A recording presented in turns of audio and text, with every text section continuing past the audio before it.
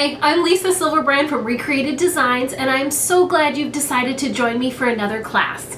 Today I'm going to show you how to make your newly painted furniture look old. I'm going to give you 10 different ways that you can get different old looks with your furniture so that it looks like your piece of furniture has been around for hundreds of years. There's something really beautiful about a piece of furniture that's old. It's almost like it has stories to tell. The layers of paint on it, the distressed points, it's like they're just begging to tell you the stories that they've had from the past. So creating that look with a new piece of furniture really adds depth and character and warmth to your space. It's really quite easy to get that look with a bunch of different ways, and I'm going to share all of my tips and secrets today on how to do that.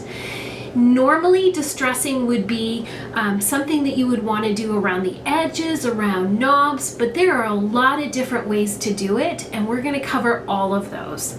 I'm so glad you've decided to join me.